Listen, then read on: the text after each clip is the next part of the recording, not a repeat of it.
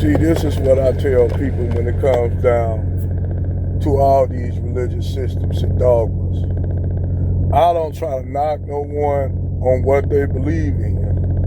Whatever you choose to believe in, whether you Muslim, Christian, Jew, Hindu, Buddhist, whatever fucking religion you follow. Me, I don't believe in none of it. I believe in things that's logical, that make sense. And I'm just tell you, I said before all these religious systems came about, people used to worship nature. Before all these elaborate stories that was created in all these books and shit, all these magical books that good lessons. I mean, I have a Quran I can actually read in Arabic.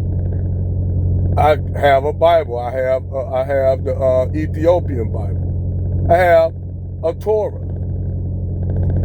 And what I learned about all these religious systems, and you look at the kind of world we're going in, where is this magical God? Where is this magical God to come out and stop all this shit from going on? I don't see one. All I see is people worshiping deities that don't do shit, that don't do nothing, but sit up there and let all this shit go on. And then you have the Christians believing in the last day. Muslims believe in the last day too. I think they call it the great day, the day of reckoning, whatever. All of them believe in pretty much like the Norse gods of Odin and shit, or the Greek gods, or all the gods of manufacturing. They believe in all this illogical madness. And in the name of God, they do more shit than a little bit. I mean, let's take American Christians. I told American Christians, if they actually followed their book, they'll be more like Muslims. I said, if you're a Christian woman, don't you know you're supposed to cover your body like the Muslim women? Why you think the nuns dress like Muslim women? And in the Greek church, they can have husbands just like the priests can have wives. So, to me, the Catholic Church is one of the biggest hypocrisies ever.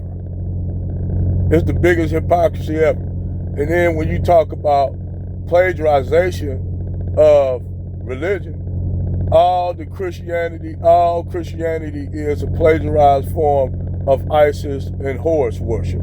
They just changed the name Horus into Mary, and Jesus, and they turned Isis into Mary and turned Horus into Jesus. If you look up the story of Horus and Isis and the Immaculate Conception, that's the Immaculate Conception way before you had Christianity. Christianity was plagiarized off that. Well, if that's plagiarized then off ancient Egypt, what about Muslims believe that Moses is black? And that's true. Moses was black. Moses was the Pharaoh Akhenaten.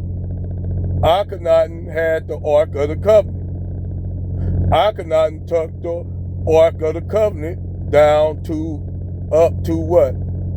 To Ethiopia. That's where he took the Ark of the Covenant. That is your Moses. So yes, the Arabs got it right. Islam got their story right. That Akhenaten was, and see, this is another thing. The Pharaoh Akhenaten is the father of Judaism. He's the father of Christianity, and he's the father of Islam. He practiced the first monotheistic religion that predated Islam, predated Christianity, predated Judaism. So if you got that and you break that down, then ain't all y'all religious plagiarizations of older religions? Just like take the Norse religion. The North, some Germanic tribes had got in contact with some ancient Egyptians. And they took the Norse religious system and they believed it, and it developed into the god Odin and all the demigods, pretty much like the Greeks had the Titans, and they killed their fathers and shit, and then became Zeus.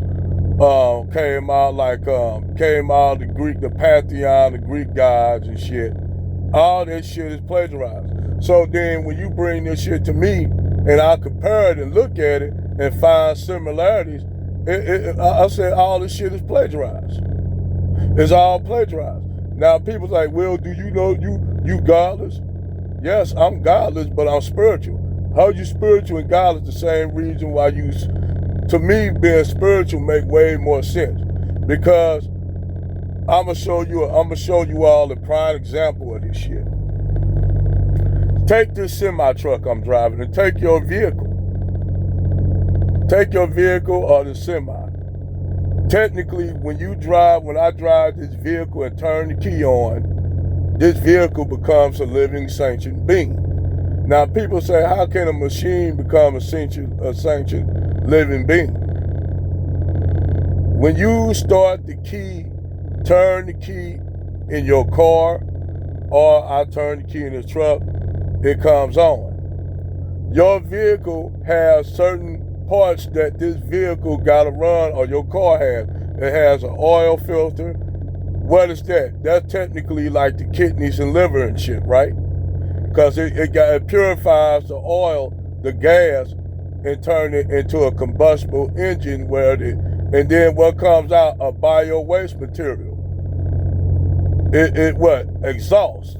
Carbon dioxide exhaust from the vehicle, technically feeding it. When you fuel the vehicle up, that's technically you feeding a living being, because your vehicle becomes alive. When you drive the vehicle, you turn the steering wheel left, right, you back up. Technically, you are the brain of this vehicle. I'm the brain of this truck, so this vehicle, it gotta have all these parts in order for this vehicle to run. And you are the brain, I am the brain of this vehicle. So this vehicle technically a living being, if you want to be technical about it. Your car is a living being when you get and drive it. You become the spirit that control your body. Your body is a vehicle. What happens after a vehicle get wear and tear? The vehicle, what? It go into disrepair, like your kidneys, everything. The older you get, the more your body get ages. What happened to a car after a long time? A car ages out, just like y'all body does. I bet y'all haven't thought about it like that, huh? I bet you anyone that drive your vehicle don't think of your vehicle as the living being, and you're the spiritual part that keep that vehicle alive. When that vehicle turn the key off and you go to sleep, technically your vehicle goes to sleep. But I bet y'all haven't thought of that concept. I bet you anybody haven't thought about that. When you drive your vehicle becomes a sentient living being, and you are the brain that operates it. When you get in your car, when I get in this truck, your car, any vehicle you drive, it becomes a sentient living being. Haven't thought about it like that, huh? But for us, gods and shit,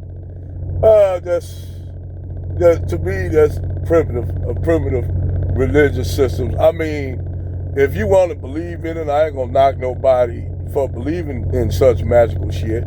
Just like people actually do voodoo spells and think that shit actually work when it doesn't. And you will have people run around, she put a hex on me, or he put a hex on me, not knowing that's all in their goddamn mind. It's all your mind. If whatever somebody put in your mind, you believe it, then it happens. You know, it's funny, man, that I talk about this shit and bring logic to a situation. Because majority of people don't think logical. Majority of people are not logical thinking people. And that's beyond, I don't see race, I say by humanity, because all humanity is one people, but we are Terrans. We are Terrans. So we are one people. But religion and shit, man, that's to me, religious systems are played out. It's played out primitive shit. In order for us to move to a better situation, a mindset, I said we're gonna have to leave religion behind. Religion gonna have to die. And the guys don't want to die. They want to be remembered. Even though me personally, I think all this shit is magical thinking. Some people may need it more than others, as a moral compass. I don't need religion to have a moral compass. You should already have that already. You should know right from wrong. Obviously, we live in a day when everybody don't know. We live in an Orwellian world where everybody on an Orwellian mindset of thinking that up is down, down is up, horizontal is vertical, death is life, and life is death. When really you never die, the body dies, but your spirit remains. Death is not really a real thing because your body dies, not your spirit, your essence, your content. Oh, you could go to Star Wars, call it the Force and Mandalorians and shit like that. You could go into that idea of thinking. That to me, that makes more sense than anything that these religious dogmas teach us. But that's just me. Them my thoughts. I mean, everybody don't think like me. It's only maybe a few people that thinks like me. And those people are really the ones that really are the most enlightened people. So, that's that.